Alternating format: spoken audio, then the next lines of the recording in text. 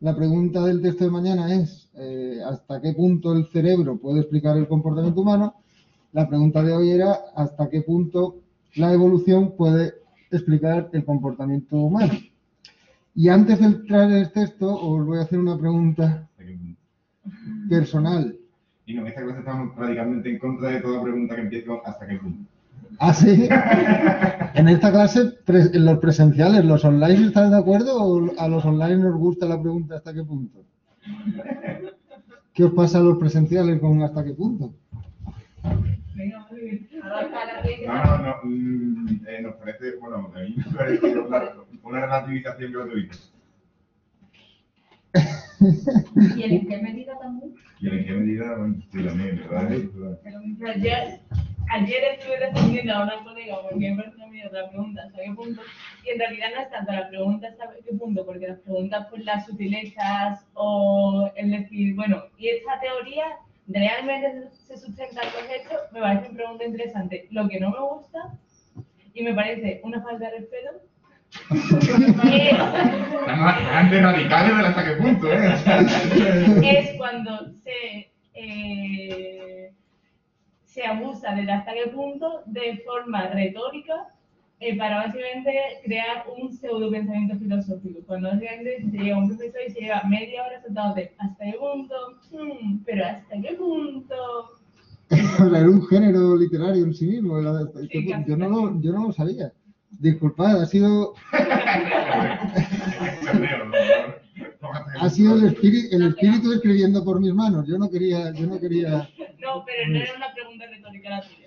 Bueno, sobre todo que es una manera de poneros a vosotros, de daros a vosotros la carga de la prueba, de traspasaros el problema. ¿Y qué queréis, además de que os moleste la formulación de la película, de la pregunta, cuál queréis que sea la respuesta? O sea, ¿os gustaría que el comportamiento humano fuera determinado en parte o en todo por la evolución? Antes de decir si lo está o no lo está, porque he notado cierta visceralidad en algunas respuestas que me parece razonable porque son temas importantes. Pero vosotros, ¿qué creéis que es mejor moralmente? ¿Que sí o que no? ¿Moralmente? Sí. Que no. ¿Que no? ¿Por qué? Porque si el comportamiento está determinado no puedes exigir responsabilidad. Claro. Se acaba el problema de la responsabilidad moral, efectivamente, si está totalmente determinado. Y si está un poquito determinado, ¿os gustaría o no os gustaría? ¿Hasta qué punto? Determinado, vale, o sea, que condicionado o determinado o condicionado no es una cuestión determinada. Eso es, determinado en algunos aspectos, pero no en todos. ¿Estáis dispuestos a aceptar eso? Al margen de los argumentos científicos, ¿eh? ¿Eso os molesta? ¿Os molesta? ¿Sois negacionistas de la evolución? Sí, la pregunta es esa. Y no es una pregunta baladí. A ver, es que la sociobiología ha estado en el punto de mira político durante 3 o 4 décadas. No sé si alguno de aquí ve algún vídeo de Ernesto Castro, pero Ernesto Castro tiene un vídeo. ¿El darwinismo de izquierda a derecha? Es posible, no, creo que ese no lo he visto. Era uno anterior, yo creo, que habla sobre la sociobiología y sobre todo sobre Jordan Peterson. Y yo Jordan Peterson no lo he seguido mucho, pero era un psicólogo psiquiatra que se ha hecho muy famoso, sobre todo en círculos conservadores, y entonces habla también de la evolución y no sé qué metáfora de las 2 langostas, que no he seguido mucho, pero que ha sido un bestseller y ha suscitado muchas críticas desde más o menos la izquierda política, y Ernesto Castro hace un vídeo diciendo pues lo que dice mucha gente, que la sociobiología no vale para nada. Y yo entiendo que os gustaría que fuera así, pero el texto de hoy da para debatirlo, al menos. Entonces, antes de ir a debatirlo,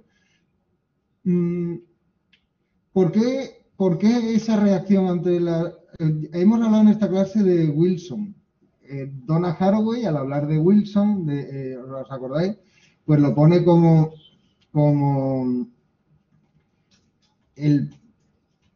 el paso a un nuevo tipo de biología basada en las poblaciones, ella no está hablando de comportamiento humano, está hablando porque Wilson fue muy criticado cuando aplicó la sociobiología a los humanos. Pero ella en este texto no critica ni siquiera ese paso, critica el paso anterior, no es que lo critique, sino que lo intenta entender dentro del contexto capitalista de gestión de recursos, tal y cual, de las grandes poblaciones y los análisis numéricos matemáticos de la genética de poblaciones que promovía Wilson. ¿Qué dice en este texto, los que habéis leído el texto hoy, qué dice en este texto de Wilson, Sapolsky? ¿Os habéis fijado en eso? Es una frasecita entre muchas. El texto era un poquito largo, disculpad. Pero es que si no, no se cortaba la unidad.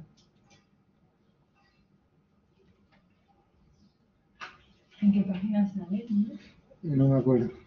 ¿Lo puedo buscar? Ah, no lo puedo buscar. No lo puedo buscar. Bueno, da igual. Dice que Wilson es la hostia. Dice, más o menos. Sí. Más o menos. El respeto que siento por ambos, dos Wilson, como personas y como científicos es enorme. Pero eso fue porque uno rebatió al otro y al final el otro con 80 años le dijo que vale. Eso es, sí. Pero dice, podría decirse que Wilson es el naturalista más importante de la segunda mitad del siglo XX. Un arquitecto de la síntesis de la sociobiología, además de destacar en otros campos. Un dios de la biología, dice. Y luego dice, y resulta que estaba equivocado en algunas cosas y que además lo reconoció, con lo cual más dios todavía. Eso es muy impopular, porque Wilson ha recibido golpes desde todos lados por acusársele básicamente de racismo, de apoyar a los nazis, básicamente en una conclusión que se sacó, simplemente por intentar hablar de temas biológicos en la esfera humana. Y hay cierta reacción ante eso. Reacción históricamente vinculada, por ejemplo, pues al nazismo, pero no solo al nazismo. La historia de la eugenesia no es exclusiva del nazismo, sino que en Europa ha habido hasta hace relativamente poco, en países como Suecia, por ejemplo, relativamente poco, digo los 60, o sea, después del nazismo. En Estados Unidos ha habido también a lo largo sobre todo la primera mitad del siglo XX, programas eugenésicos de mejora de la raza.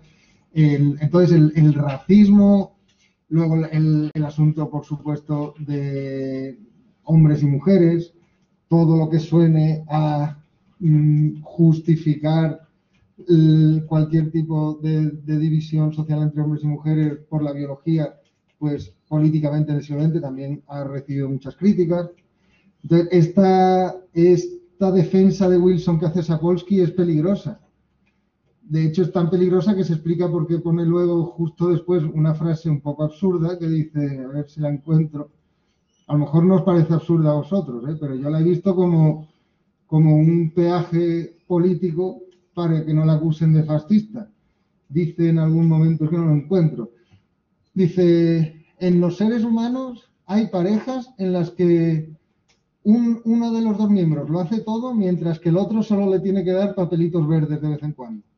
O sea, lo que está diciendo es, en las parejas humanas, al contrario con las demás especies animales, hay un miembro, que es la mujer, que hace todo el trabajo doméstico, mientras que el otro solo tiene que darle papelitos verdes.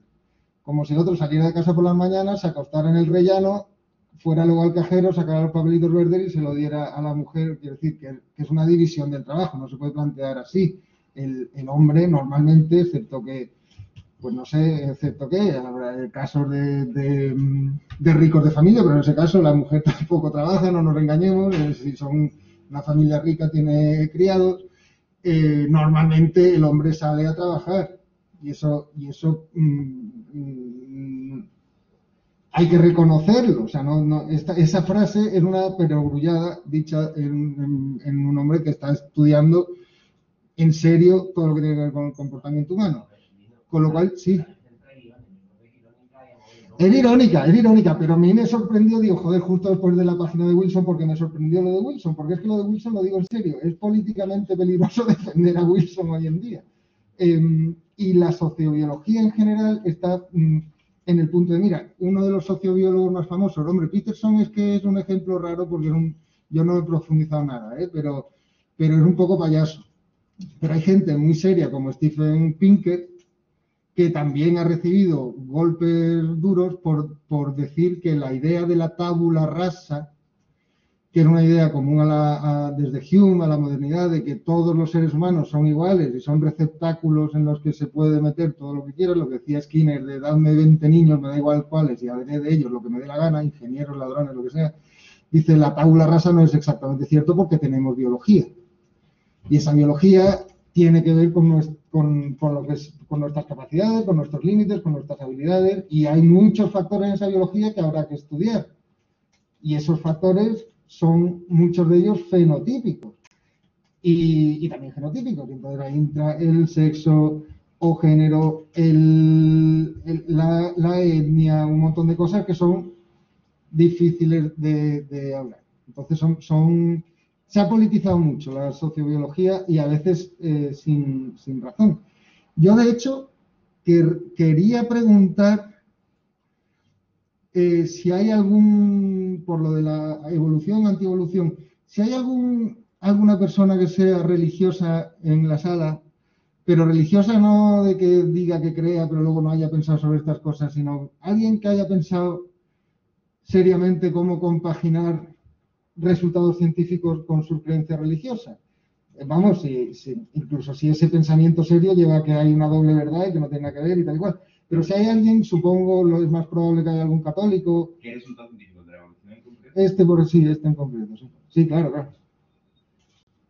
Yo estuve hablando yo precisamente con un amigo de esto que me decía me planteaba que con divina ciencia yo podía poner leyes y no necesariamente, que al fin y al cabo Dios crea un sentido desde un punto de vista, da un sentido desde un punto de vista fenomenológico, pero más o menos real, genera un sentido que se va desarrollando, que Dios no tendríamos que tener una intervención en el mundo más allá de unas leyes dadas que serían lo verdaderamente divino, la realidad tal y como acontece.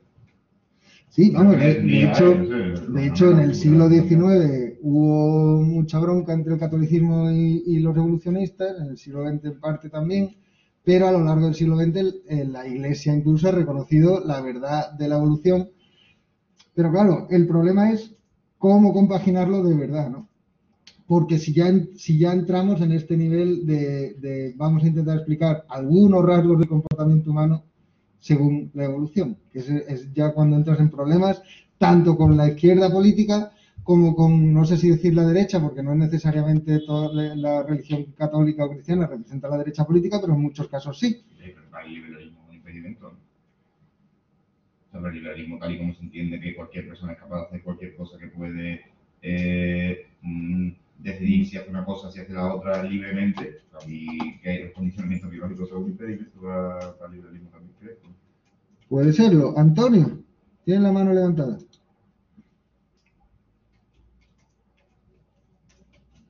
No se te oye, no sé si estás hablando o no.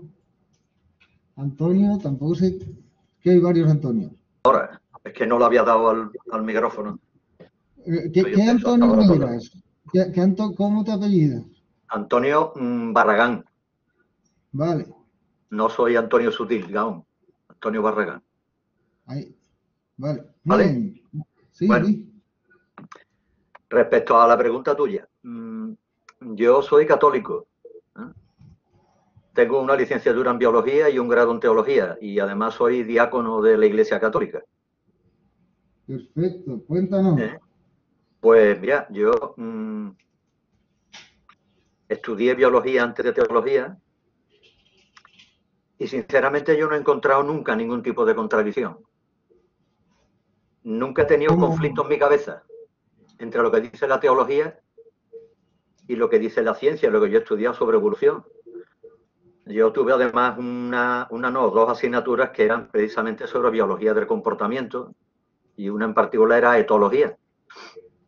Yo en el momento que estudié biología estaba un poco alejado cuando estudié biología no tenía la cabeza siquiera hacer teología, ¿no? Sin embargo, una cosa después trajo la otra, ¿no?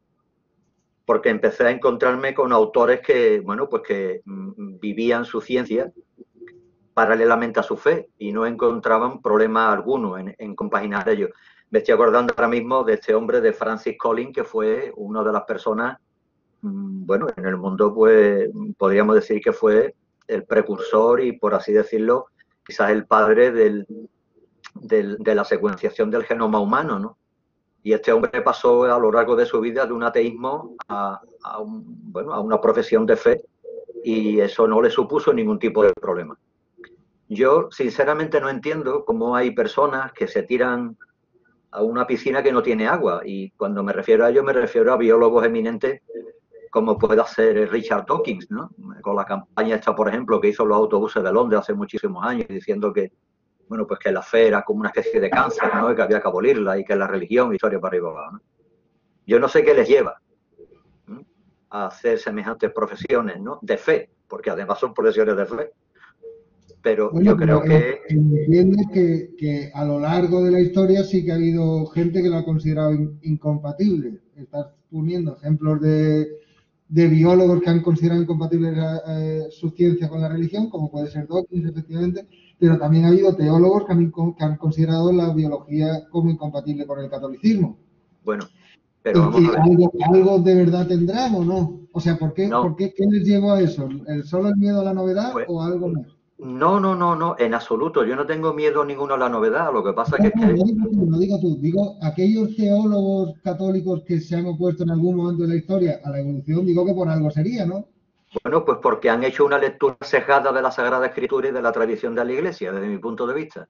Y no solo desde mi punto de vista, sino desde el punto de vista de otros teólogos cristianos, no ya católicos, sino vamos a hablarlo en el ámbito más amplio del cristianismo. Sí, protestantes y católicos. ¿En qué consiste, o sea, a lo que estoy intentando ir es al detalle, en qué consiste esa visión sesgada? Fundamentalmente cuestiones evolutivas,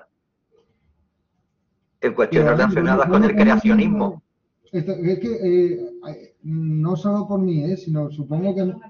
Eso, ¿cuáles son los argumentos? Supongo que mucha gente en la clase simplemente no conoce la polémica, así que te estoy pidiendo que nos expliques qué incompatibilidades veían o han visto algunos católicos con la teoría de la evolución. Que recordemos que a Darwin le costó publicarla, entre otras cosas por eso, porque bueno, en su momento sí que se vieron incompatibilidades, claro. Bueno, vamos a ver, esas mismas incompatibilidades se ven hoy. Si nos vamos a los Estados Unidos, hay lugares donde la evolución no se enseña. Y no se enseña civilmente porque son sociedades o fragmentos sociales que están muy imbuidos por una lectura muy fundamentalista, muy al pie de la letra, muy literal de la Sagrada Escritura. Entonces la Sagrada Escritura no está hecha precisamente para ser leída de manera fidedigna al pie de la letra, palabra tras palabra. Hay gente que dice, pues mire usted, la Tierra tiene aproximadamente, yo no sé si 8.000 o 9.000 millones de años. Eso es una barbaridad. Siempre se ha dicho que la Biblia, la Sagrada Escritura, la tradición de la Iglesia, te dice cómo ir al cielo. Vamos a utilizar la expresión esa, pero no te explica el cielo. Pero hay gente que lee la Sagrada Escritura y se la lee al pie de la letra, como si fuera, vamos a ver, como si fuera el Corán. No. Yo entiendo lo que está diciendo Antonio, que al fin y al cabo, si tú lees la Biblia de una manera literalista, tienes que creer el relato de Adán y Eva tal y como el relato de Adán y Eva viene escrito. Por tanto, un evolucionismo es incompatible con la Biblia. Lo que pasa es que evidentemente es una lectura literalista de la Biblia que es la que entiendo que no defiende Antonio. Vale, y al margen de esas lecturas más fundamentalistas, efectivamente, gente ya más sutil, como por ejemplo, estoy pensando en este teólogo católico tomista de finales del siglo XIX, español. No sé, del siglo XIX, Zubiri. No, Zubiri es del 20. Pero bueno, Zubiri es un ejemplo de católico evolucionista, efectivamente. Claro. Teilhard de Chardin. Pero Teilhard de Chardin creía en una cosa que hoy no creen los evolucionistas, que es la ortogénesis, que es una especie de evolución guiada hacia un final.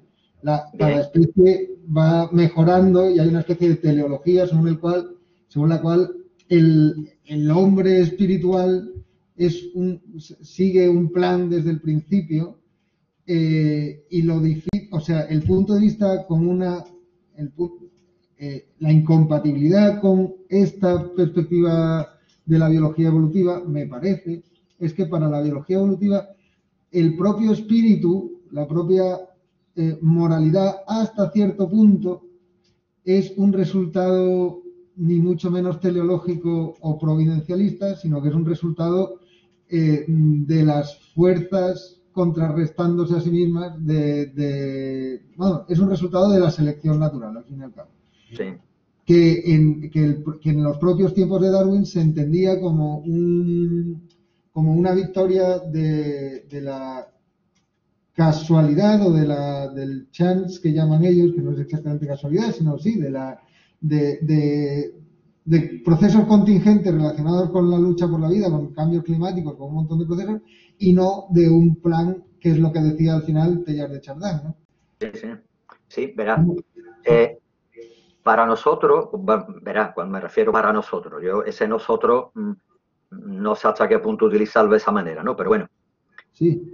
No existe nada por casualidad, sino que detrás de todo hay una causa. Hay unos principios, un principio o unos principios, hay unas leyes. Porque si algo se observa en este mundo, es la existencia de unas leyes que son fijas, constantes, permanentes y parece ser que válidas en cualquier lugar del universo. Entonces se piensa, ante esa visión, ante esa primera impresión que tú tienes, que eso no es fruto de la casualidad. El mismo Albert Einstein, que precisamente no se le podía tachar de ser católico, era judío y judío, en fin, a su manera, él decía que Dios no ha jugado con los dados al hacer la creación ni a la hora de hacer el mundo, ¿no? Es decir, vamos a verlo de esa manera amplia, ¿no?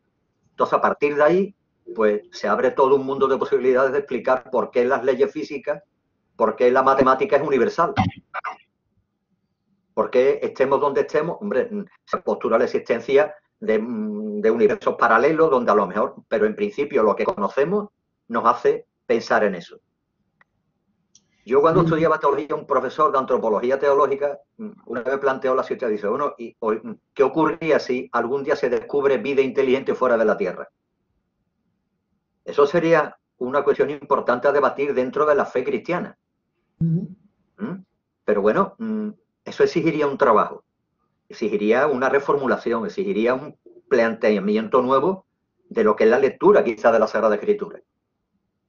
Pero yo no he encontrado nunca problema, ni nunca he encontrado en nadie que se haya dignado en separar fe y ciencia ningún tipo de contradicción. Es decir, la evolución está en contradicción en absoluto con lo que dice el libro del Génesis, con la creación. ¿Por qué? Porque el libro del Génesis es un mito que está en relación con otros mitos creacionistas que había en la época en la que fue escrito. Y curiosamente, el libro del Génesis no fue el primero que se escribió. Fue uno de los libros más tardíos del Antiguo Testamento, porque lo escribieron los judíos cuando estaban desterrados en Babilonia. Lo que pasa es que está el primero. Parece que ese libro tiene que lo escribieron los australopitecos afarenses o cualquiera de estos, en absoluto. Entonces, lo que tenemos que tener siempre cuidado es que, bueno, pues, verá, el libro este de Francis Collins, creo que se llama ¿Cómo habla Dios?, que está publicado en la Editorial Ariel, y él cuenta un poco la historia de, bueno, el proceso de su vida, ¿no?, para llegar a la fe a través del sufrimiento que veían las personas. Porque este era biólogo, bioquímico, y después estudió medicina, y a través del sufrimiento de la gente él llega a descubrir la fe, ¿no? Bueno, pues él habla sobre eso y se plantea hipótesis de filosofía de la ciencia sobre cómo dar una explicación a esas leyes que predominan en el universo, leyes físicas, leyes químicas, bueno, leyes que ya hemos estudiado dentro de la materia, dentro de esta asignatura, ¿no? Sí, es interesante. Bueno, tanto los jesuitas como los neotomistas. Teilhard de Chardin era jesuita. Claro, ellos intentaban efectivamente compatibilizar la fe y la razón, no tanto como con la teoría de las dos verdades, o que a veces sí, la distinción en la teología natural y la teología revelada, sino incluso diciendo, pues eso, que por la razón se puede llegar a la fe y que además lo que tú estás diciendo, las leyes racionales que gobiernan el mundo, pues alguien se las habrá inventado, digamos. Claro, tienen que tener un origen. El problema para la tradición teológica voluntarista de Duns Scott y todo eso es que eso es ponerle límites a la omnipotencia divina, ¿no? Que, claro. Bueno, si hay leyes en la naturaleza, entonces no cabe ni siquiera el milagro, porque el milagro se explica también, o sea, ya no hay milagro, ¿no? Dino, No, Sí. eso Una polémica vieja en teología. sí, pero eso lo explica, verá, diciendo, vamos a ver, es que nosotros a Dios no podemos meterlo en el mundo. Sí, Dios no puede ser algo razonado ni razonable. Curiosamente, nuestra fe, la fe cristiana, que es la única que yo medianamente aspiro a conocer un poquito, es una fe razonada y razonable. Eso siempre se ha dicho. Pero eso no quiere decir que Dios sea razonada, perdón, sea un ente razonado o razonable. Y eso es lo que decía de un escoto.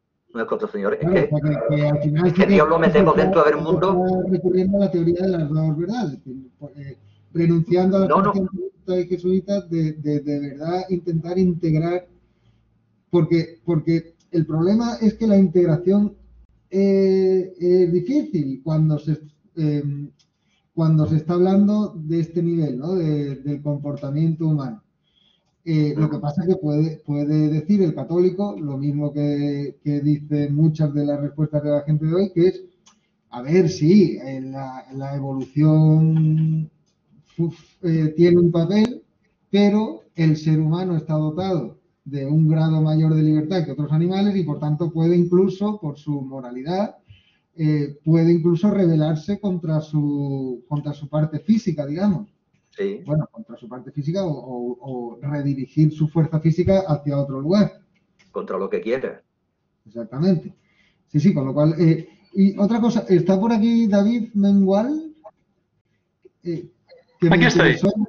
Una de las cosas interesantes que dices en tu respuesta, hablas de Kropotkin. ¿Puedes explicarnos el proyecto de Kropotkin? Kropotkin. Sí, yo hablaba que si la biología no podía explicar completamente el comportamiento humano, quizás sí que siguiendo con la tesis de la pluralidad de las ciencias, sí que podía servirnos para comprender en parte el comportamiento humano. Si bien no todo, sí que una parte. Y puse el ejemplo de Kropotkin, que es un teórico anarquista que estudió a los animales los grupos de animales en la taiga rusa y a partir de sus observaciones vio que había comportamientos de apoyo entre manadas, entre depredadores y demás, y eso le sirvió para fundamentar un origen natural del apoyo de esos comportamientos de mutuo que no era, negando la tesis de Darwin, por ejemplo, de que todo era una lucha por la supervivencia, bueno, no tesis de Darwin, sino de Thomas Henry Huxley, por ejemplo, que sí que defienden esa supervivencia del más fuerte a través de la lucha, porque Kropotkin vio en estos comportamientos animales un fundamento para su teoría anarquista basada en el apoyo mutuo y no tanto en la agresividad. Y me pareció un ejemplo de cómo una observación biológica, etológica, podía fundamentar una teoría política o una teoría más bien ética. Eso, y tiene un poco también que ver con el proyecto actual de Frans de Waal, del que nos habló Miguel Ángel la semana pasada, de decir, oye, nuestro pasado animal, el descubrimiento darwinista de que nosotros tenemos un antepasado común con los grandes simios, puede ayudarnos a justificar biológicamente nuestro comportamiento moral. Con todo esto, muchas gracias Antonio, muchas gracias David. Con todo esto lo que quería señalar es que caben diferentes interpretaciones políticas de derechas, de izquierdas, religiosas, ateas, caben diferentes interpretaciones políticas de esta ciencia llamada sociobiología. Con lo cual, toda esta primera parte de la clase ha ido dirigida a intentar que el prejuicio político que sea no empañe el juicio científico de este texto en concreto y de la pregunta, ¿no? De qué cosas sí que puede explicar, qué cosas del comportamiento humano sí que puede ayudar a explicar la evolución y cuáles no, ¿vale? Así que gracias por vuestra participación. Antonio, di. Solamente un apunte final. Yo estudié a Wilson en la facultad, en Biología del Comportamiento, en la asignatura de Etología, acababa de salir hacía poco tiempo traducirse aquí en España el libro de sociobiología, que lo tradujo la editorial Omega. El problema está cuando se sacan de contexto las cosas. Y es lo que yo creo que ocurre con Wilson. Y nosotros estudiábamos a Wilson, y claro, Wilson es un biólogo. Él hace su tesis doctoral sobre geografía de islas y después se dedica a estudiar las sociedades animales. ¿De acuerdo? Es decir, él fundamentalmente estudia hormigas. Bueno, lo mismo que Jay Gould estudia los caracoles, como dice aquí, pero él estudia hormigas. Y el libro de sociobiología, aparte de que está muy mal traducido, pero es un libro estupendo porque habla sobre la manera en que tenemos que entender esos grandes macroorganismos como un hormiguero, o como es, hace poco pusieron en televisión un documental sobre unos hormigueros que hay en las montañas del Jura, entre Francia y Suiza, que lo presentaba David Attenborough, ¿no? Bueno, pues se habla de una megacolonia que tiene kilómetros y kilómetros de extensión, es decir, los hormigueros están conectados y forman una especie de macroorganismo increíble. Bueno, pues si no sacamos el libro de sociobiología y el planteamiento de la sociobiología como Wilson lo construye en un principio, y sobre lo que lo construye en un principio, ahí no hay nada que objetar. El problema está cuando se saca y se aplica nada más y nada menos que a la especie humana. Entonces, el artículo de esa forma, yo creo...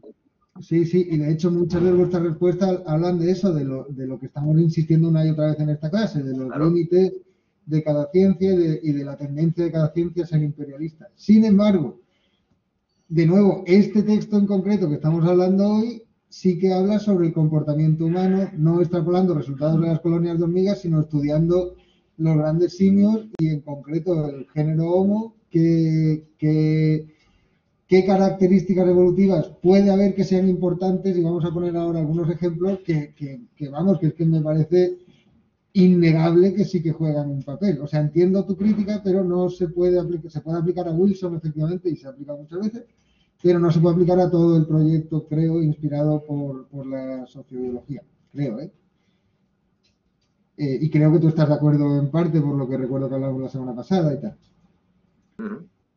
Yo creo que la especie humana, humana es una singularidad extraordinaria. Y el mismo Sapolsky está hablando de que es que no se pueden aplicar conceptos de sociobiología. Sí, pero vamos a ir ahora a eso. Vale.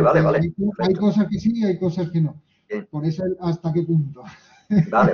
Porque es lo mismo que vimos y acordaros que hace 2 semanas hablamos de la relativa autonomía de la esfera cultural, según Jeffrey Alexander. O sea, que frente al materialismo determinista de Marvin Harris, que decía que todo se puede explicar. Dice, no todo se puede explicar, pero si hay cosas que sí, hay que intentar explicarlas desde el punto de vista El libro de Sapolsky está muy bien porque estamos leyendo los capítulos dedicados a evolución, que son los últimos del libro. El libro de Sapolsky es sobre comportamiento agresivo en seres humanos. Y ya hablé la semana pasada de cómo presenta la metodología. Dice, hay cubículos que son las diferentes ciencias relevantes cuando se habla del comportamiento humano, y está la psicología, está la psiquiatría, la psicología que mira cosas como pues la educación, el miedo, todo eso, la psiquiatría o la neurofisiología que mira cosas como las dopaminas, como el estrés, como las hormonas, todo ese tipo de cosas. Luego está factores que tienen que ver con, pues bueno, que son psicológicos, que tienen que ver con la educación, con la familia.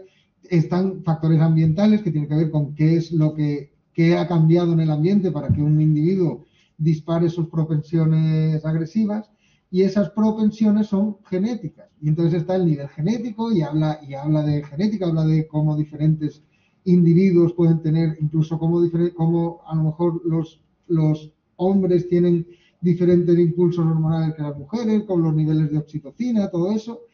Y luego dice, cuando hablamos de genética ya tenemos que hablar de evolución. Y entonces es casi al final del libro cuando habla de evolución. O sea, que lo que está diciendo, y no se mete mucho en sociología, pero también habría que hacer una sociología de la agresividad, evidentemente. O sea, lo que está haciendo es varios niveles, varias escalas distintas que son relevantes, y además él lo presenta como temporalmente. Dice, el segundo 1 antes de la agresión, el minuto antes de la agresión, los 10 años antes de la agresión, la vida de la persona que agrede, la familia de la persona que agrede, en el sentido genético, y luego ya la evolución, el millón de años antes de la agresión. Con lo cual, está proponiendo diferentes escalas, tanto ontológicas como de análisis, para entender el comportamiento humano. Y lo mismo que se dice la agresión se puede decir de otras cosas. Y va poniendo ejemplos, evidentemente, de otras cosas. ¿Vale? O sea, que lo que dice aquí no es determinismo biologicista, pero eso no quita que si hay algunos factores importantes hay que tenerlos en cuenta. En general, y por eso entiendo que muchos de vosotros en vuestras respuestas tenéis esa cosa de decir, sí, pero los seres humanos son singulares, son libres, no sé qué, sí, vale, de acuerdo, pero si hubiera algún tipo de determinante, es mejor conocerlo, sí se puede conocer. Si no se puede conocer, pues no se puede conocer, pero vamos a ver ahora si se puede conocer y cuáles. ¿Vale? Entonces, para los que habéis leído el texto, como hay gente que no lo ha leído, ¿se lo podéis explicar, por favor? Cualquiera. ¿De qué va este texto un poquito largo que hemos leído? Bueno, de hecho, como tiene dos partes más o menos, una empieza hablando de teoría de juegos. ¿Qué es la teoría de juegos y por qué habla una sección tan larga sobre teoría de juegos?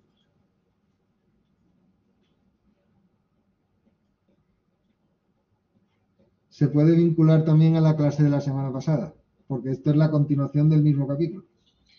Hola, ¿se me oye? Sí, se te oye. A ver, lo de la teoría de juegos, si no recuerdo mal, es porque habla del altruismo recíproco, que bueno, es que claro, yo también me leí el texto de la semana pasada, que el altruismo recíproco es cuando ves en individuos que colaboran sin tener parentesco. Entonces, como que los biólogos ahí se preguntan un poco cómo funciona, porque claro, cuando tienes relación de parentesco, pues, o sea, la propia relación de parentesco justifica la colaboración, pero cuando no hay parentesco, los biólogos se empiezan a preguntar cuáles son los mecanismos que regulan ese altruismo y esa reciprocidad. Y ahí es cuando entra la teoría de juegos, porque en el altruismo recíproco, o sea, la teoría es que un individuo ayuda al otro y supuestamente el otro le tiene que ayudar también a él, pero entra el engaño, entra el que uno colabore y el otro no, y así, entonces por eso entra la teoría de juegos, vamos, creo. Eso, en la teoría de juegos, ¿alguien quiere explicar el famoso dilema del prisionero, por ejemplo? Sí, sí. Ah, sí, di. ¿Se me escucha al otro lado? Sí, se escucha. Vale. No, El dilema del prisionero consiste en que en el siguiente planteamiento. Hay dos personas que han cometido un crimen y el detective sabe que lo ha cometido pero no tiene pruebas para denunciar. Sin embargo, sí que tiene pruebas para meterlos en la cárcel por otro crimen menor. Entonces los separan, están incomunicados y les proponen el mismo trato a ambos. El trato es: si tú denuncias a tu compañero, solamente te encerraré por el crimen menor, 1 año. Eso si tu compañero no te denuncia a ti. Si tu compañero te denuncia a ti, os meto a los dos 2 años. Pero si tú no denuncias a tu compañero, es decir, cooperas con él, y él te traiciona y te denuncia, tú entras 3 años. Entonces, la teoría de juego plantearía cuál es la mejor decisión para ambos presos. Y también cuál es la más probable, ¿no? Y también cuál es la más probable. La teoría de juegos es una teoría matemática que surgió sobre todo en el contexto de la Guerra Fría, tiene que ver con las bombas nucleares. Sobre bombas nucleares está la típica frase de, joder, ¿cómo se llama? En fin, un señor sobre el que he escrito bastante. No sé, da igual. Decía, él sabe que yo sé, que él sabe que yo sé, que él sabe que yo sé que él puede atacar y entonces yo sé que él sabe que tengo miedo y entonces atacará. Es una especie de miedo mutuo, de desconfianza mutua que puede llevar a la catástrofe nuclear total. Y que en la Guerra Fría estaban viendo a ver cómo utilizarlo precisamente para no llevar a la catástrofe total. Con pactos del tipo de aquí está mi arsenal, ten en cuenta que es más grande que el tuyo, pero te dejo verlo y ese tipo de cosas. No, pero que reír no era un chiste. Sí, la Guerra Fría era así. El caso, dice Sapolsky, es que ese dilema de prisionero se puede ir complicando, sobre todo cuando no ocurre una vez, sino muchas veces. Tienes una relación prolongada entre los dos prisioneros y tienen que decidir muchas veces si se ayudan o no. Y entonces ya, cuando tienes esa cosa prolongada, ayudarse tiene más sentido todavía, porque sabes que hay una confianza, hay un contexto de confianza en el que dar puede significar que recibes y tal cual, pero muchas veces conviene salirse del pacto. Y entonces va Sapolsky distinguiendo distintos tipos de arquetipos de comportamiento animal, y no solo animal, sino por simulaciones de ordenador y todo eso. Las estrategias del toma y daca. Y dice que hay estrategias de dar siempre, de desertar siempre, y pone ejemplos muy bonitos. ¿Alguien, por ejemplo, se acuerda de los ejemplos de los peces?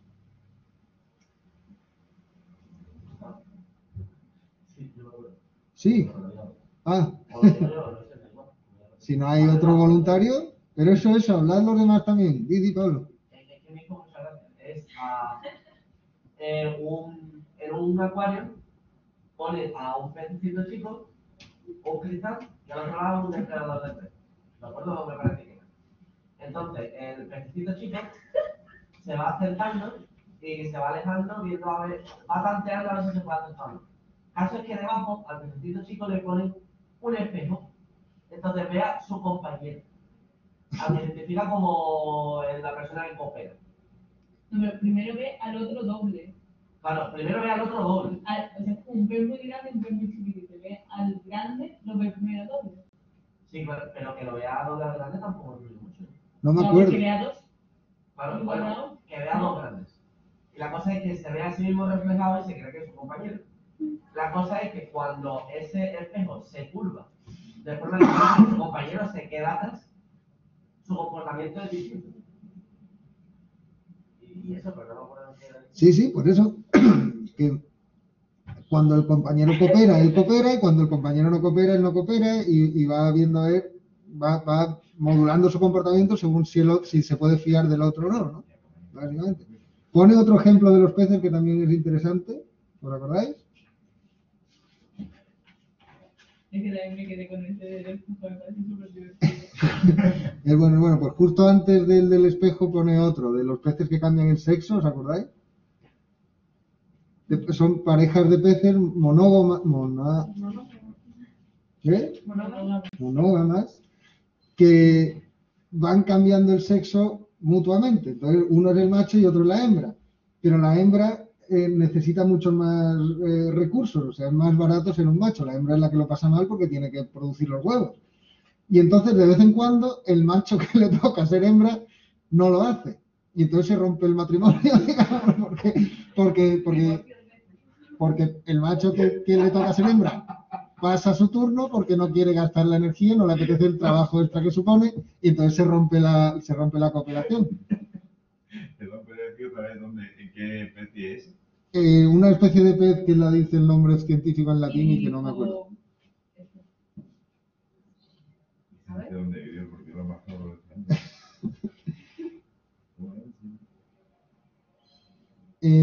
Vale, entonces, como decía Yara, ¿qué sentido tiene que hablar de teoría? Me gusta uno, se pone.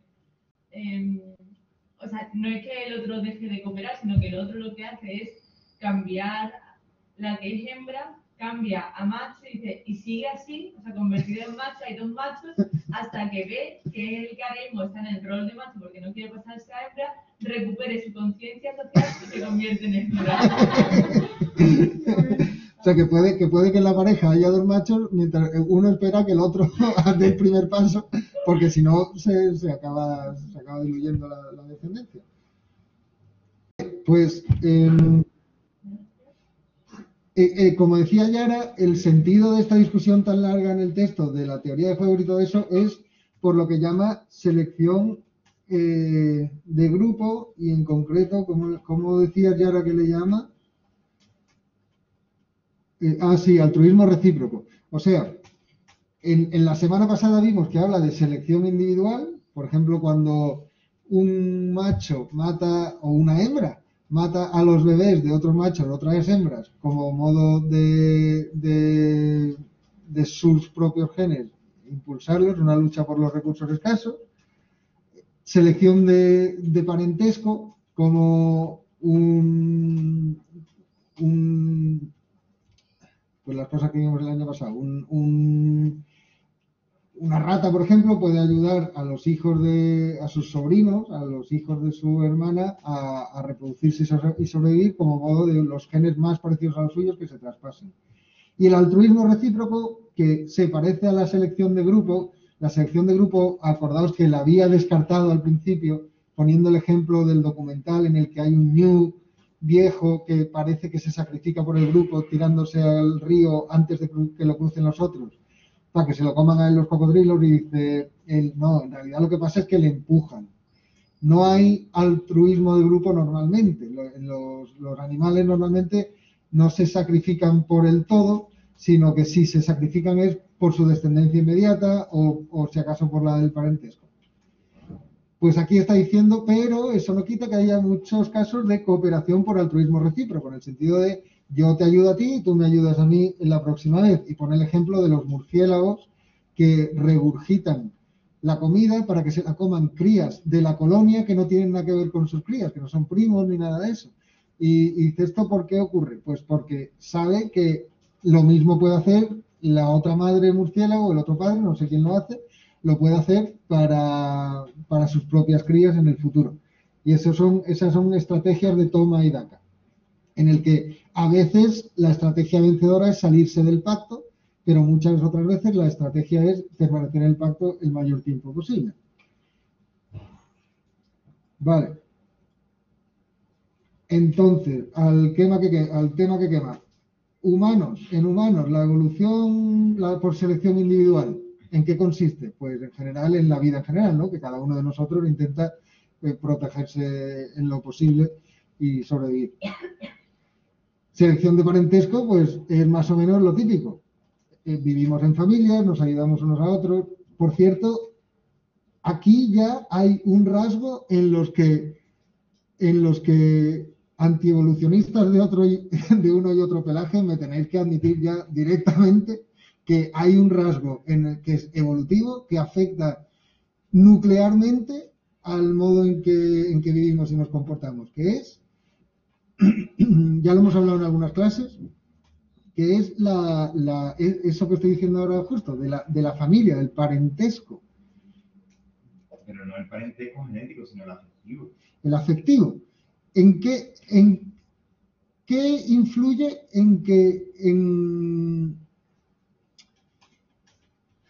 a ver. Yo no quiero a mi padre porque sea...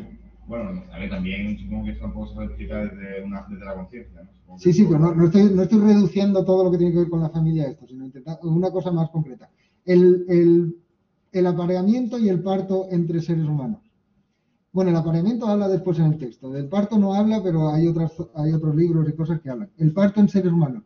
¿En qué se diferencia la gestación, el parto y la cría en seres humanos de otros animales?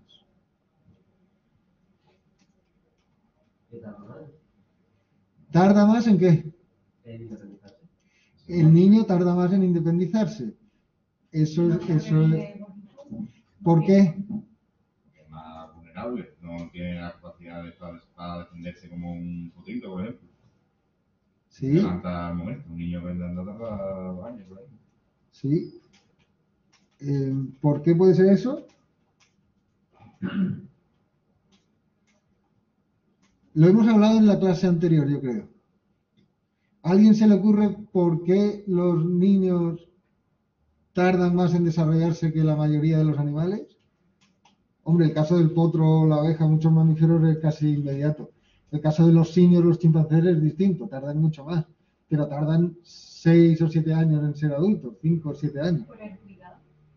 Si tu familia te protege, si tu madre te protege, tú no tienes la necesidad de... ¿Y por qué te protege tu madre? Porque está ¿O tu crudito. familia? ¿Qué? Está crudito. Todavía no. Porque la pregunta es ¿por qué estás crudito? O sea, tu familia no te protege porque quiera, porque es un gasto energético. Tu familia te protege porque si no te protege te mueres, porque estás crudito. Entonces la pregunta es físicamente, fisiológicamente, ¿por qué están los niños más cruditos que la mayoría de los animales? Tiene que ver, lo hablamos la semana pasada, con el tamaño de la pelvis, por ejemplo. ¿Recordáis? Los seres humanos son una especie... ¿Eh? Perdón. ¿El qué? ¿El qué? Por gestación, por capacidad de gestación de... Porque no hay sitio para salir por el orificio vaginal. Básicamente es eso. O sea, los seres humanos son una especie de homínidos caracterizada por el bipedismo, que sucedió, no se sabe, hace, por ejemplo, 2 millones de años más o menos, en los que por una serie de condiciones climáticas, determinados tipos de Australopithecus y cosas así tuvieron que bajar de los árboles y enfrentarse a la sabana, y además enfrentarse a grandes migraciones. Esto coincide con que se dobló el tamaño del cerebro, del cráneo. ¿Por qué se dobló el tamaño del cráneo y luego siguió creciendo?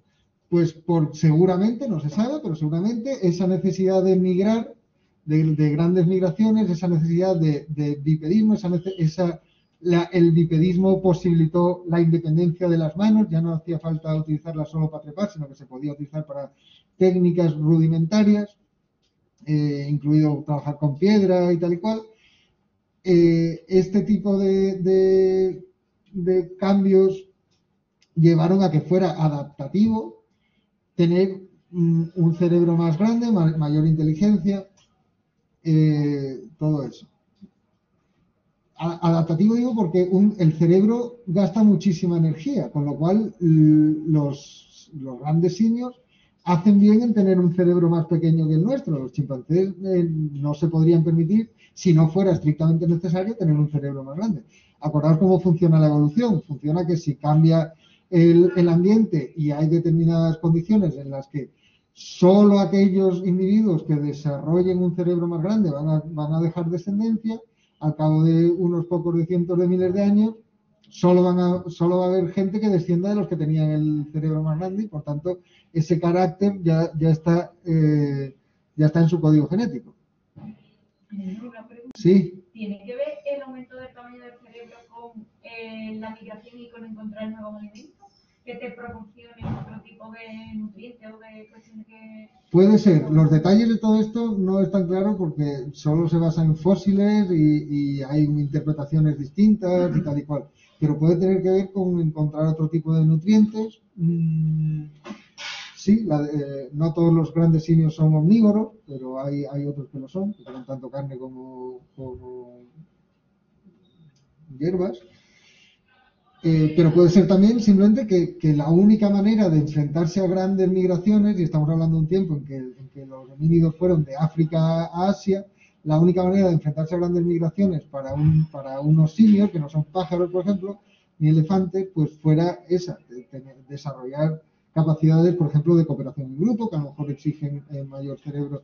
Pero hay mucho de interpretación ahí. Pero lo que no hay interpretación es que un mayor tamaño del cerebro adulto significa que el cráneo del niño va a ser más grande. El cráneo del niño es un cuarto del tamaño del adulto en los seres humanos. En los chimpancés es el 40%. En la mayoría de los animales es el 75% o algo así del cerebro adulto. O sea, que la cabeza del niño necesita muchos años, por eso es más larga la crianza, necesita muchos años para alcanzar 15, 18, para alcanzar el tamaño de un cerebro adulto. Que aún así, a pesar de que el cráneo del niño es lo más pequeño posible, en un 25% de lo que será el adulto, aún así no cabe por el conducto de salida de la hembra bípeda, porque la hembra, al adoptar el bipedismo, tiene que estrechar muchísimo las caderas y no hay sitio para que salga el niño. De hecho, el parto del niño es muchísimo más difícil que el parto de los grandes simios. Va retorciéndose el niño cuando sale por el orificio, sale con la cara mirando para abajo y entra al orificio con la cara mirando para arriba. O sea, tiene que hacer una especie de espiral para poder salir por el conducto. ¿Y qué pasa en el parto? ¿Habéis visto parir a una vaca o una oveja? ¿Cómo es? Sale de golpe. Va saliendo poco a poco hasta que ya desde el momento que como casi que lo escupe. O sea que no tiras de las piernas, no estás haciendo O sea, no, tiros. tirar las piernas si la ayuda para que salga más fácil. Si hay un pero ser si humano no- que le ayuda, eso, pero Claro. sale de golpe, hace ¡pum! Sí, sí. Sale sola. No, tira de las piernas en un contexto de granja y tal y cual, Sí, pero claro. sale sola. La mayoría de los típicos documentales, un cervatillo, una gacela, sale sola.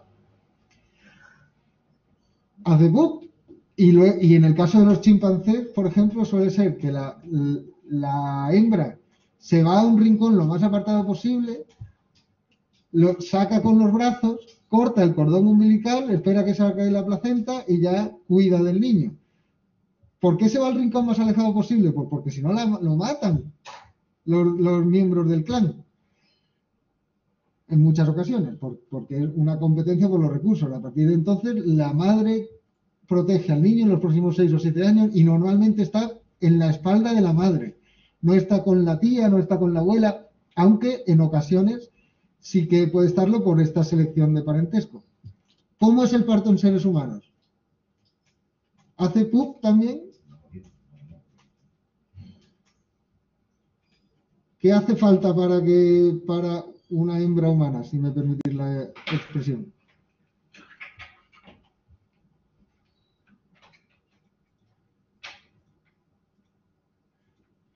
Una dilatación brutal, ¿no? Una dilatación brutal y ¿qué más? Y ayuda de... Ayuda, hace falta ayuda. La hembra humana es de las pocas que no pare sola. Bueno, de las pocas, yo creo que la única. Los brazos son muchísimo más cortos en los seres humanos que en los chimpancés.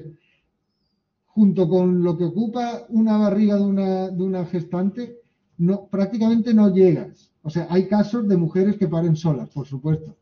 Esos casos son muy pocos. Y además son casos que muchas veces salen mal.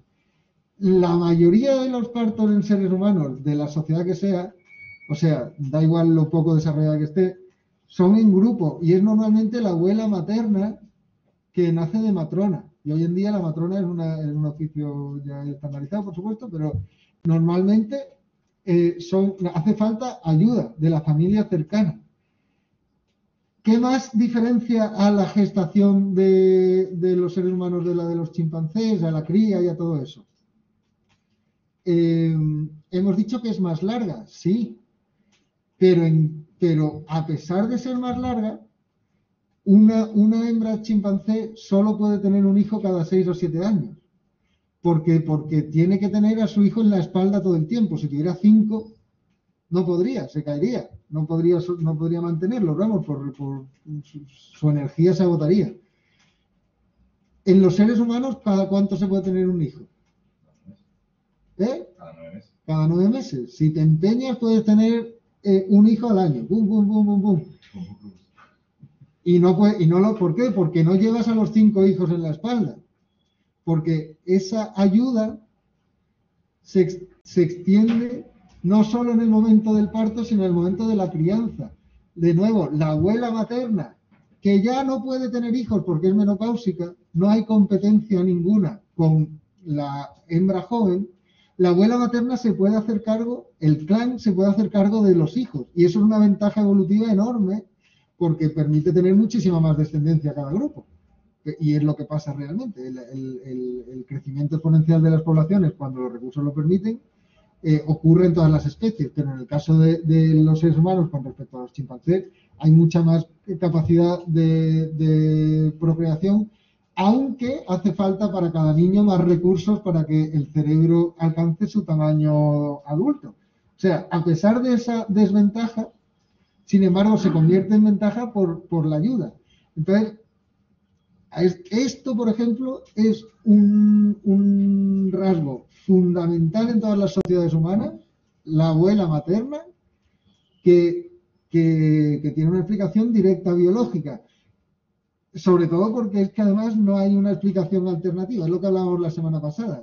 No, es que esto puede... Bueno, vale, pues explícalo de otra manera. ¿Y la madre del macho no puede...? La madre del macho muchas veces sí que puede, por supuesto. Y vamos, lo que pasa es que suele ser la abuela materna, pero la madre del macho puede, o sea, en los seres humanos el capítulo también habla de eso, ¿no? Que el dimorfismo sexual no es tan claro y hay...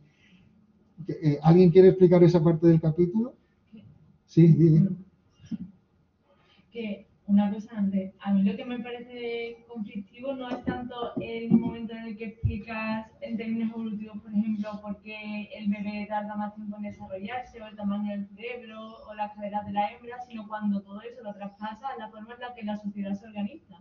No, claro, sí, por supuesto. Porque, o sea, todo lo que estás describiendo de la abuela materna la que se dedica al cuidado, el clan más cercano por parentesco, el que se dedica a la crianza, la abuela materna sería más bien el proceso de gestación, de parto. Bueno, todo eso ni se da en la actualidad y no tiene por qué darse necesariamente. O sea, es muy fácilmente modificable y crear una sociedad que se articulen de otra forma. Sí, pero incluso para entender eso, o sea, ¿qué hace falta para una sociedad tan compleja?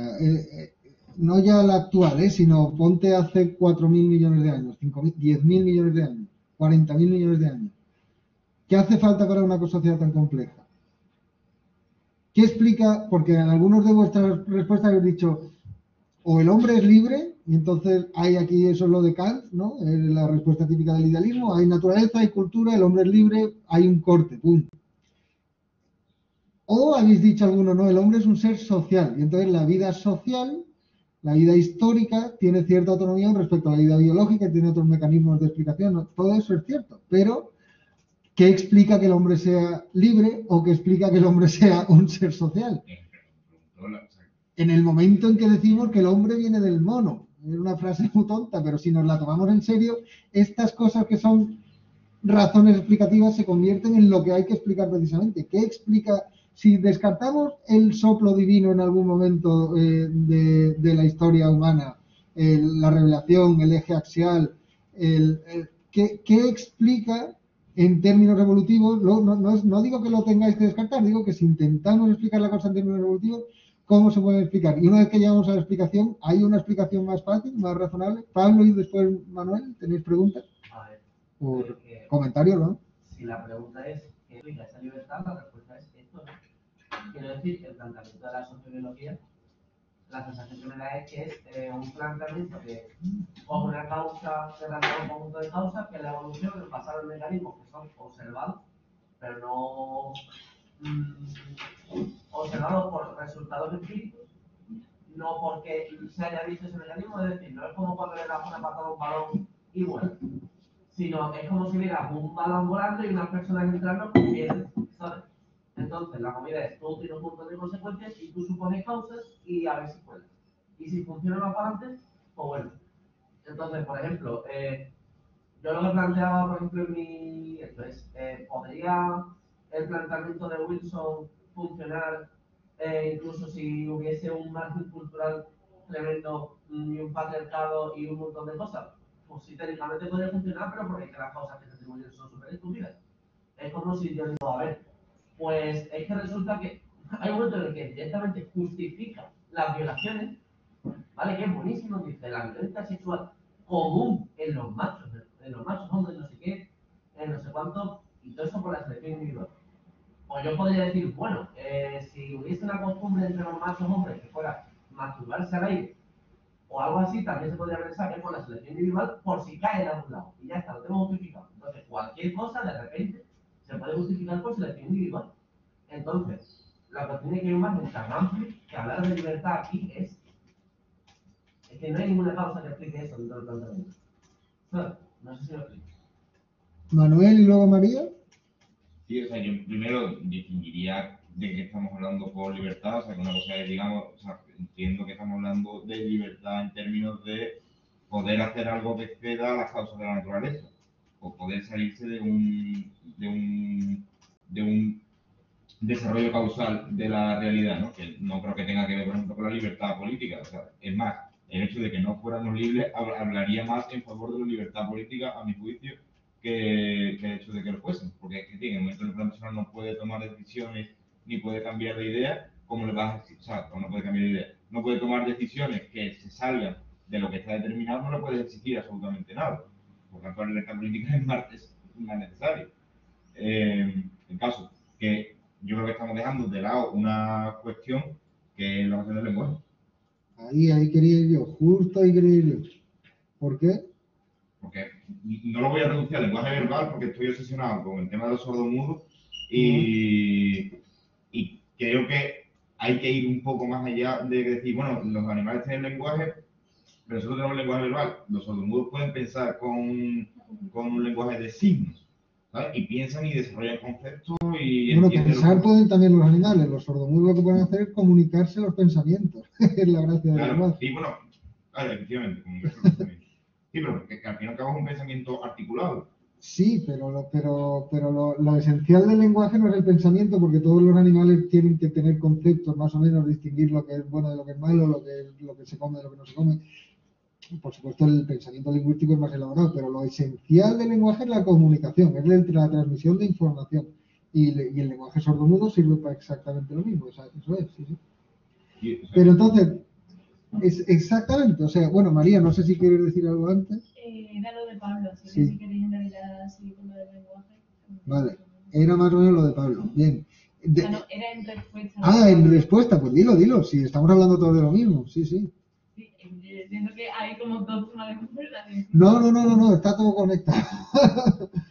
Está todo conectado. Que con respecto a lo que estaba diciendo Pablo, que yo veo muy necesaria marcar la diferencia entre lo que es una explicación y una justificación. Por ejemplo, en términos biológico-evolutivos puedes, como lo planteé, ¿no? Puedes entender la violación o explicar la violación como una respuesta a la selección individual. Eso no justifica que luego en las sociedades haya una violación sistemática a las mujeres.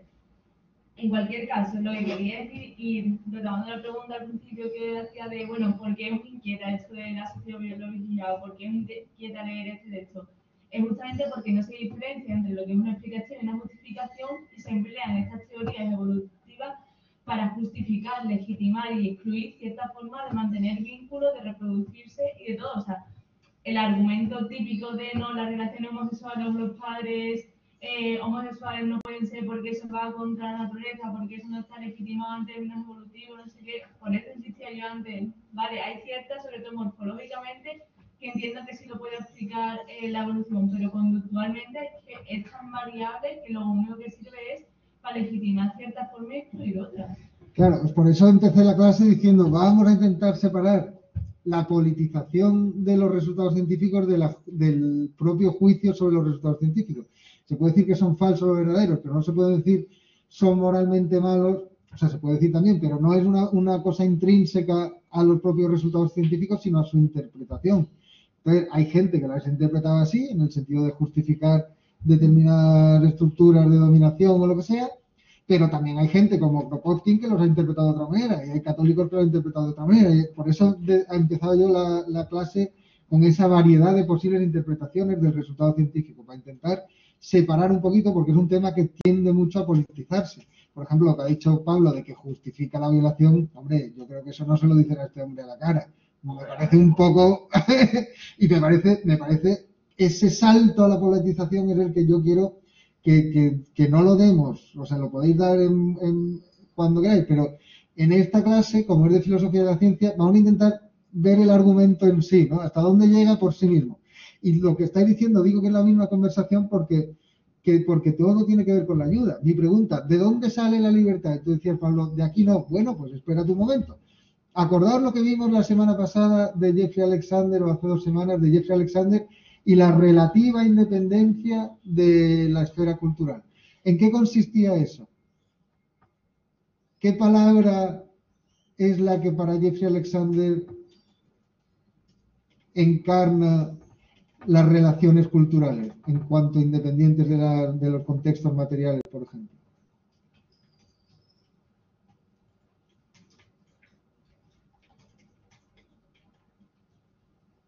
¿Alguien se acuerda o se le ocurre? El texto. El texto, eso es, el texto, el significado, el símbolo. Todos son metáforas lingüísticas. Sin el origen del lenguaje no se entiende esa parte social que decís que separa al hombre de los animales. Sin el origen del lenguaje no se entiende esa libertad de la que habla María, de elegir. Una vez que tienes símbolos que tienen más o menos cierta independencia de las cosas a las que se refieren, ya hay un dominio de ideas que tienen cierta independencia de la cotidianidad de la vida, de la supervivencia animal. Ya cabe la discusión, ya cabe el disenso, ya cabe la libertad en ese sentido de decir, oye, mira, yo puedo elegir entre hacer esto y hacer lo otro. La posibilidad de sustituir la figura, por ejemplo, de la abuela materna, que es la que he hecho por otra figura. Totalmente. Totalmente. Y tiene que ver también con la tesis del altruismo recíproco también. Una cosa. Sí. Los animales no son también sociales. Los animales son sociales. ¿Cómo explicamos el origen del lenguaje por la sociabilidad humana? Pues porque el grado de ayuda que hace falta dentro de los humanos por el grado de sociabilidad, es cuestión de grado, no es cuestión de blanco o negro, es cuestión de grado. Es que el grado de sociabilidad que exige la cría de individuos humanos es muchísimo mayor y exige la cooperación de más individuos. Es que incluso la educación, por el tiempo que necesita una cría humana para aprender y las habilidades complejas que es capaz de aprender, que muchas de ellas son lingüísticas o tienen que ver con el lenguaje,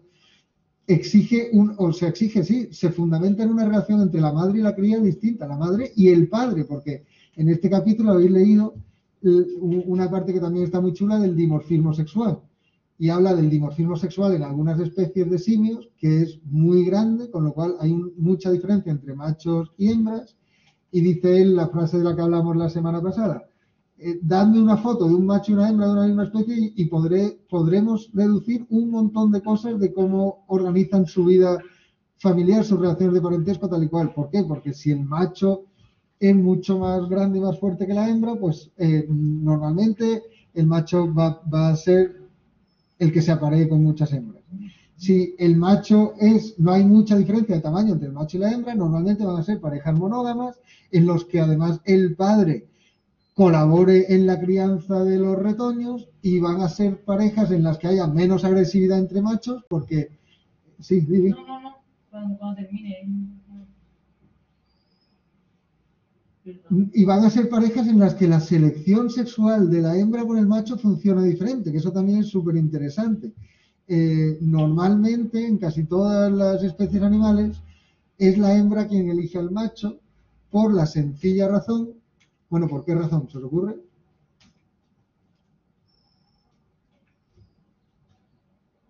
Lo dice en el texto, pero lo da un poquito por supuesto. No se Lo va a note. tener que cuidar ella después. Lo va a tener que cuidar ella después, incluso si no lo cuida ella, lo va a tener que gestar ella. Y eso es un gasto energético, ya lo hemos visto con los pececitos. O sea, tener hijos no es gratis. Con lo cual, la hembra tiene que decidir muy bien con quién quiere tener los hijos. Al macho le da un poco igual, porque cuantas más hembras insemine, más posibilidades hay de que alguna tire para adelante con la gestación. La pesada a lo mejor puede ser. Eso es, más o menos. Supongo, no sé. Digo yo. Entonces hay especies en las que, si no hay mucho dimorfismo sexual y si el padre va a cuidar de la cría, especies de simios, entonces el padre también elige muy bien a la hembra. No es como el gorila que se aparea con quien sea para que alguno tire para adelante, sino que en este tipo de simios, sin mucho dimorfismo sexual, como el macho también va a tener que cuidar a la cría, pues también está haciendo una inversión. Y entonces también tiene que elegir muy bien qué tipo de crías quiere. Y la selección sigue siendo la hembra quien más elige, pero la selección de la hembra, o sea, el macho es un poquito más selectivo que el gorila, pero tampoco tanto, pero en la selección de la hembra ya no entra, como en el caso de las especies con mucho dimorfismo sexual, ya no entra el penacho de colores o la fuerza bruta o la cornamenta, sino que entra también el ser capaz de alimentar a las crías. Y cuenta aquí, por ejemplo, que hay pájaros que entre su ritual de cortejo está el alimentar simbólicamente a la hembra. Bueno, pues incluso en los humanos la comida tiene cierto ritual de cortejo. Y es porque esto demuestra que vas a poder alimentar a tus crías, que es lo que interesa saber en parejas en las que hace falta que los dos ayuden. En el caso de los seres humanos, ¿cuál es la situación? ¿Tú querías decir algo, María? Sí, no, pero justamente, a ver si alguien responde a esa pregunta. Es que, ¿No quieres responder tú directamente? O bueno, si alguien quiere responder a esa pregunta, ¿los seres humanos son seres con un dimorfismo sexual muy alto o son seres sin mucho dimorfismo sexual? Él los distingue entre A y B, creo. ¿No? Es que depende de la especie con la que la comparen, ¿no? Dentro de los simios, que es de la que nos separamos hace unos 5 millones de años.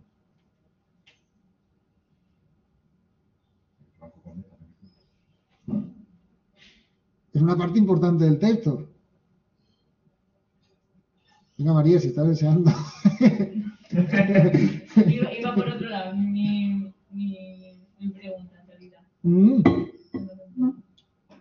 A ver. Que no, que me espero que Vale. me interesa que primero sepan cómo... A ver, María quiere que alguien de los que estáis online diga si los seres humanos son especie A o especie B.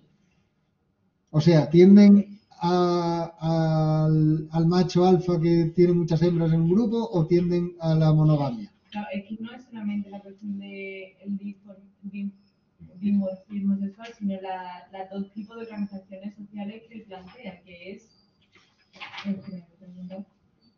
La especie A es una especie que forma parejas y la especie B es una especie que compite por aparearse, por si aclara un poco. Vale, sí, eso es. Parejas monógamas o parejas en las que haya hay especies que son más matriarcales que patriarcales. Pero en este ejemplo, estos son, por cierto, no agota todo el campo. Esto que están poniendo son ejemplos. Pero son importantes porque son ejemplos cercanos, porque son simios, entonces ayuda a entender el problema dentro de los seres humanos. Pero hay especies en las que los machos son la evolución de los machos consiste en ser muy fuertes para ser los únicos machos que se aparean. Y hay especies en las que solo el 5% de los machos se aparean y dejan descendencia. El resto son lo que se llama en lenguaje coloquial los pagafantas, pero que son el 95% de los machos en algunas, incluso los leones, por ejemplo. Entonces, ¿dónde están los seres humanos ahí?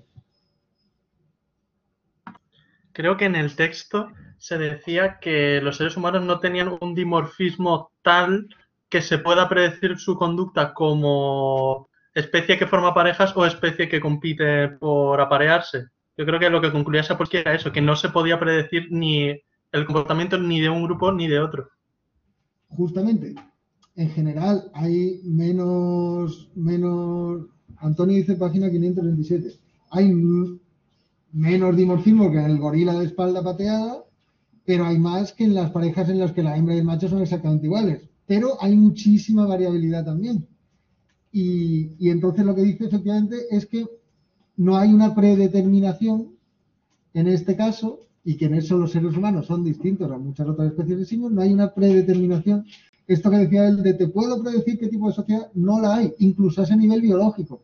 Si ya además entramos en el simbólico, donde las relaciones de parentesco están mediadas, por supuesto están mediadas por el hecho básico de la gestación, que eso no se nos puede olvidar, o sea, están mediadas por el útero, están mediadas por el tío de, el padre de, la hermana de, todas esas relaciones de parentesco, pero a la vez ya en un nivel más de sociedades más complejas también están mediadas por lo simbólico, efectivamente, y entonces pues se puede hablar de otro tipo de parejas que ya, además ya cuando ya añadimos el nivel de la tecnología actual, pues se puede hablar de gestación, hombre, el útero sigue haciendo falta, pero se puede hablar de muchos otros tipos de relaciones de parentesco, claro, por supuesto. Y ahora es Sí. la pregunta que quería hacer, o sea, no pudiendo, porque al final él mismo parece concluir que en realidad esto de la sociobiología es difícilmente aplicable al marco de lo humano, al marco del comportamiento humano. A ver, sí, es que eso es importante. De nuevo, estamos hablando de ejemplos y este libro es sobre agresión. Si este libro fuera sobre ayuda, el concepto que hemos hablado ahora hace un momento, todo lo que yo he explicado del parto, de tal, no es parte de este libro, está en otros libros. Por ejemplo, hay un libro muy bueno que salió el año pasado Sverker Johansson, que se llama El origen del lenguaje, está traducido en español. El origen del lenguaje, que está muy bien escrito, es muy bueno. Y este, por ejemplo, sí que habla un poco más de estas cosas, porque su pregunta es ¿de dónde sale el lenguaje humano? Todos los animales tienen algún tipo de comunicación, pero el lenguaje gramatical y semántico de los seres humanos, ¿de dónde sale evolutivamente? Suponiendo de nuevo que la explicación de el verbo ha sido infundido por Dios a los hombres, por una explicación que solo va a satisfacer a los teístas y que en cada religión además es distinta y que es distinta a la científica. O sea, el científico tiene que intentar explicarlo inmanentemente. Y el científico evolutivo se pregunta de dónde sale el lenguaje. Y la respuesta de dónde sale el lenguaje tiene que ver con un montón de variables, pero es que resulta que muchas de las variables físicas están compartidas por otros simios. El tamaño del cerebro no, pero el tamaño del cerebro menor, o el tamaño del cerebro de un niño de 2 años se parece mucho al de un chimpancé. Y el niño de 2 años tiene palabras que el chimpancé no tiene. El aparato fonador, pues sí, es importante, pero hay especies que tienen un aparato fonador parecido. Lo que pasa que, por ejemplo, en la mayoría de los monos, el aparato fonador está directamente determinado por partes del cerebro que son instintivas, no pueden cambiar los sonidos. En el caso de los seres humanos sí, pero se cree que esa evolución del aparato fonador, la relación entre el oído y el aparato articulador, se cree que es posterior a la aparición del lenguaje en el tiempo biológico. Eso son cosas difíciles de saber porque evidentemente en los fósiles no se puede determinar cuándo exactamente aparece el lenguaje, ¿no? Pero se cree que es una posible evolución de una estructura que ya está en todos los simios y que sea la aparición de un protolenguaje al menos lo que lleva a la hipertrofia de esos órganos. Hipertrofia en el sentido positivo, a la exageración de esos órganos. Pasa lo mismo con el llamado fascículo, que es un canal neuronal que une las áreas de Broca con las de Wernicke, que son 2 áreas del cerebro. Mañana hablaremos más en clase del cerebro. Pues ese canal neuronal existe en todos los simios, pero en el caso de los seres humanos es mucho, mucho más amplio. Es como una especie de cable. Que ¿eso fue una precondición biológica para la aparición del lenguaje? Pues la mayoría de los biólogos dicen que no, que eso más bien, una vez que existe cierto tipo de lenguaje, es lo que va favoreciendo que ese canal se amplíe en generaciones posteriores, de nuevo, no por lamarckismo, sino por darwinismo, o sea, porque aquellos individuos que lo tienen por mutaciones más amplio, pues tienen más probabilidad, más frecuencia de dejar descendencia. ¿Se sabe más o menos? Sí, sí. ¿Hace cuántos años tiene el ser humano el lenguaje verbal? Hay teorías, pero últimamente, por ejemplo, están muy de moda los neandertales, que más o menos se separaron por hace unos, si no estoy equivocado, unos 100.000 años más o menos, y hoy en día se cree que tenían lenguaje. Hace 100.000 años fue cuando, dentro del Homo sapiens sapiens, ocurrieron las grandes migraciones, después de las cuales hay grupos que nos han vuelto a juntar, y todos esos grupos tienen lenguaje. Con lo cual, hace 100.000 años seguro. Hace 100.000 años seguro, pero es que hay gente que dice que hace ya 1.000.000 de años ya había protolenguaje. ¿Por qué? Porque ya la especie humana está suficientemente distinguida de las demás y su distinción principal es la sociabilidad. Y el caso es ese, es que ese grado de ayuda, ese grado de complejización de las relaciones sociales es muy difícil de mantener, o al menos favorece que los individuos que sean capaces de desarrollar herramientas comunicativas más complejas sean más exitosos. Al final consiste en eso, la explicación evolutiva o la pregunta evolutiva por el origen del lenguaje. Por terminar el punto, ¿qué ventaja evolutiva tiene desarrollar el lenguaje? Ese es el pensamiento evolutivo. ¿Qué ventaja evolutiva tiene el gasto enorme en materia gris que supone tener lenguaje tan complejo como los nuestros? Que no está claro.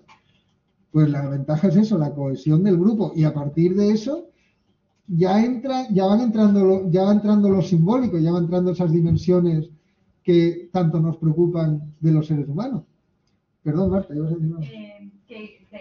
está en relación con esto, que qué papel tiene aquí la sociabilidad y la necesidad de nombrar cosas y de cómo se acomplejan o se multiplican las relaciones y se multiplican también la necesidad de tener que establecer o repartir tareas, de nombrar lo que no está presente y en qué medida esto es lo que favorece que también se siga no sé, reproduciendo o evolucionando y justifique el gasto energético que tú comentas. No sé si tiene algo que ver, obviamente se explica con la cuestión de la cohesión del grupo. Que tiene la ventaja de nombrar cosas y, como tú dices, de cosas que no están presentes, aumentar el grado de información que un individuo puede compartir con los otros del grupo. Hay gente que dice, si los chimpancés tuvieran lenguaje, lo utilizarían para hacer el mal, lo utilizarían para mentirse entre sí, porque no son especies en la que la colaboración sea tan importante y la confianza mutua, ese toma y daca, sea tan importante como en los seres humanos. En los seres humanos es la ayuda, es esa necesidad biológica de la ayuda y la cooperación a un grado más alto que en otros animales, la que lo que llama aquí el altruismo recíproco, es eso lo que permite que el lenguaje sirva adaptativamente de algo, porque permite, por ejemplo, y estamos hablando de que el origen del lenguaje es más o menos coetáneo con el origen de las primeras técnicas, del hacha bifaz, por ejemplo, que ayude, por ejemplo, en la educación, en la enseñanza, en el aprendizaje. Normalmente las madres de la mayoría de los simios no enseñan absolutamente nada a sus crías. No enseñan en un sentido activo. Les enseñan en el sentido de que les dejan observar lo que ellas están haciendo cuando están, por ejemplo, haciendo tareas complejas como coger un palo, meterlo en un termitero, sacarlo lleno de termitas y comérselo. Eso es una actividad compleja, exige planificación. Hay monos, se sabe que hay culturas, se les llama incluso culturas en el sentido de que son conductas aprendidas. Hay monos que limpian los boniatos, en Japón se descubrió hace muchos años, un grupo de monos que cuando un grupo de la manada aprendió a limpiar los boniatos y que eran más con agua y que eran más agradables de comer porque les quitaban la tierra, pues inmediatamente esa pauta cultural se asentó en el grupo. Y había otros monos conservadores, se le llamaban, que no aceptaban esa nueva práctica y todo eso. No se pelan las navajas. Eso. Nunca se han pelado porque se van a pelar ahora. Los plátanos como Sí. Pero entonces hay culturas animales en las que ese aprendizaje existe, pero ese aprendizaje no implica una explicación, sino que implica una observación de las pautas complejas que está haciendo otro. En el caso de tallar un bifaz, a lo mejor la pauta es tan compleja, ya agradece cierta explicación por palabras. O el decir, oye, yo sé dónde está la piedra de sílex para conseguir este tipo de bifaz. Cuando se nos acabe, cuando se vaya, es que hay evidencia de que las hachas bifaces, por ejemplo, se afilaban cada cierto tiempo. O sea, que después de utilizarla para cazar o para pelar, despellejar animales o lo que sea, durante unos meses, pues va perdiendo su filo. Y entonces, en vez de cambiarla necesariamente, pues van a un sitio específico donde afilarlas. Y eso quedan las lascas y todo eso que se ve que estaban afilando más que haciendo hachas nuevas.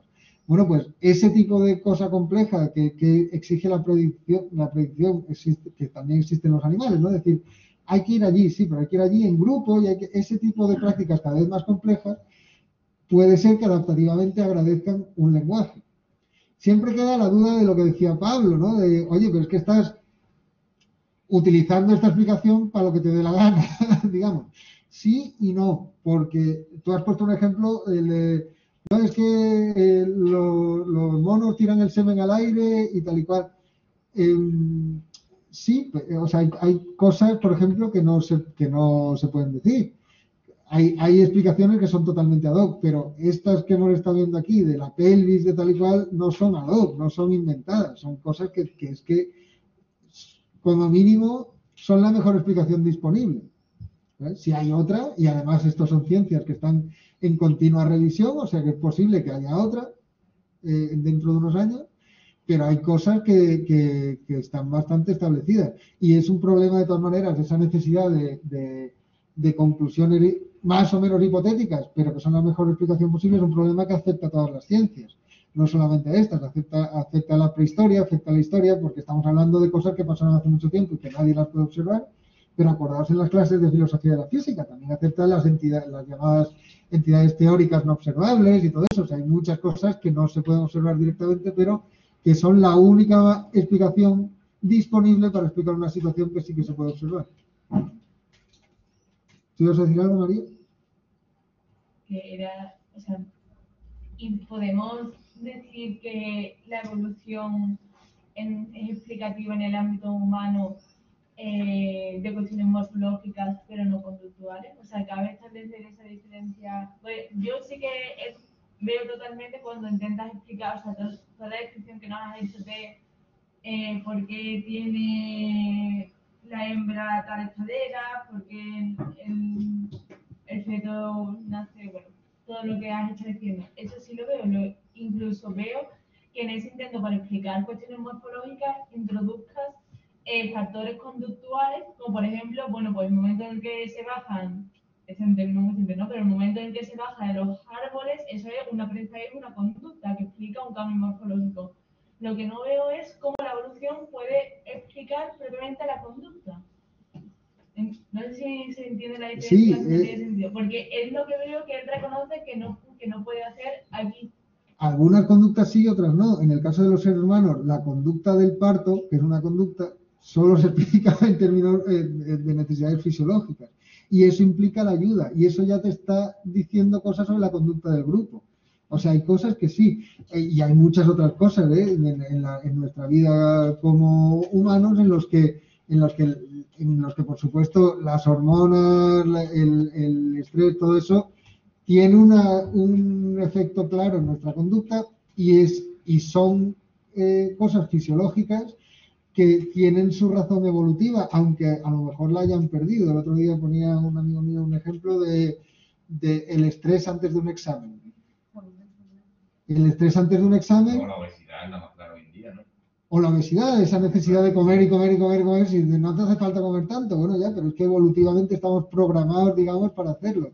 Que gente educada puede pasar de eso y comer solo... No, pero al fin y al cabo, o sea, es decir, los gimnasios viven de una tarita evolutiva para lo que hoy en día. En parte sí. El acúmulo de grasa... En parte sí, y en parte viven de la moda del gimnasio. O sea, en el caso de la conducta humana en sociedades complejas, siempre hay que tener explicaciones multidimensionales. Ese es el asunto. No hay, o sea, cuando falla es lo que hablábamos del imperialismo de las ciencias. Cuando falla el proyecto es cuando quiere convertirse en total o totalitario o absoluto o lo que sea. Pero negarlo por esa tendencia tampoco ganamos nada. Hay que admitirlo hasta donde llegue. Lo del estrés que decíamos, ¿por qué tienes insomnio antes de un examen si eso te puede hacer que el examen lo haga mal? Pues porque evolutivamente dormir mal cuando hay una situación de estrés, un predador cerca, lo que sea, es útil para sobrevivir. Es útil tener insomnio. Pero esa situación que evolutivamente explica por qué las bombonas químicas tienen que ver con nuestra conducta actual, estás hablando de una situación en la que no hay predadores, pero sin embargo ya no hay peligro, y por eso claro, bueno, y hay peligro, el examen tiene su peligro, o sea, es el modo que tiene el cuerpo de reaccionar ante una situación de estrés en general, y ese modo no hay muchas más explicaciones que retraerlas atrás en el tiempo evolutivo.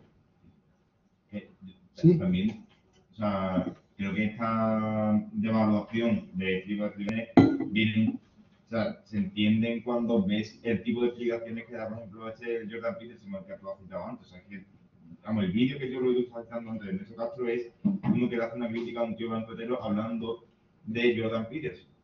Me dice una cosa que tú dices, o sea, claro, es que, dices, o sea, es lo que, creo que es un poco lo que venía diciendo antes, ¿no? Que Y en última instancia tú puedes decir, bueno, pero es que esto evolutivamente es así. O sea, la mujer decide con quién está, por tanto el feminismo no tiene sentido. Y dices, oye, foquete, mira la realidad, ¿no? Claro, Date exacto, cuenta exacto. de que no puedes justificar cualquier cosa en términos evolutivos, porque primero no sabes si exactamente es, o sea, que en origen era la mujer en los seres humanos la que tomaba la decisión o no tomaba la decisión. Y segundo, que es que no puedes decir que porque, digamos, ha habido un proceso de la evolución humana que eso sí o sí deba de ser así en este momento, cuando además de facto está claro que no es así. Sí, Pero yo creo que la falacia de naturalista. La de- llamada falacia naturalista del ser y el deber ser, exactamente. Y lo mismo pasa no solo en la derecha, sino en la izquierda. Acordaros el ejemplo de David Mengual de Kropotkin y la ayuda mutua. O sea que efectivamente hay que saber distinguir entre los planos y además a la hora de analizar la conducta humana, como hemos visto juntando las clases de antropología y sociología con estas, y mañana que hablaremos del cerebro, hay que tener en cuenta diferentes dimensiones. Con el cerebro pasa un poco lo mismo. Los abusos de lo que se ha llamado el cerebrocentrismo, decir solo tú eres tu cerebro, el cerebro explica todo, no sé qué, han llevado a algunos a negar totalmente que el cerebro tenga ningún tipo de papel porque es todo el ambiente y no sé qué. Y dice, bueno, a ver, ¿no? Hay que tener en cuenta los factores que explican, por ejemplo, un comportamiento, como es el problema al que se enfrenta Sapolsky, hay que tenerlo en cuenta en sus muchas dimensiones.